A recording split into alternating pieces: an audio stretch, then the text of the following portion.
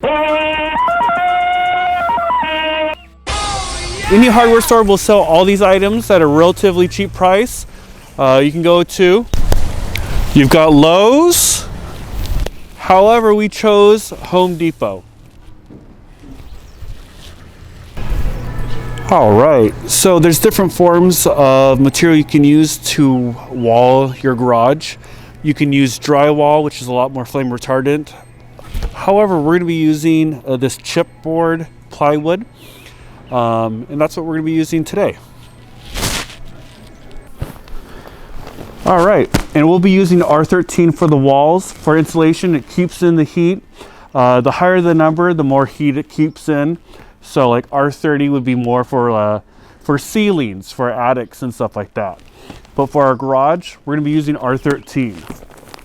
It's about $20 a roll, and you'll need a lot of it.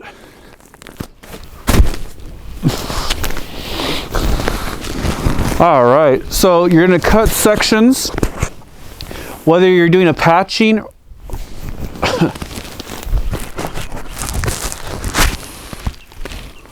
right, so you want to make sure that you're wearing protection.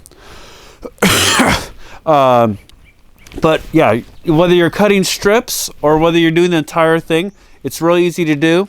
You've got this backing here, and you're going to staple that, which I'll show you in a few seconds.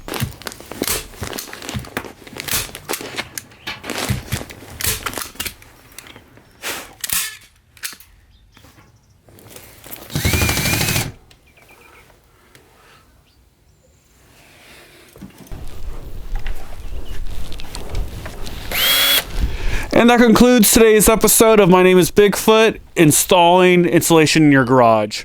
I hope you liked it. I hope you learned something. If not, I believe in you. And yeah, I think I hear my wife calling, so I'll see you later.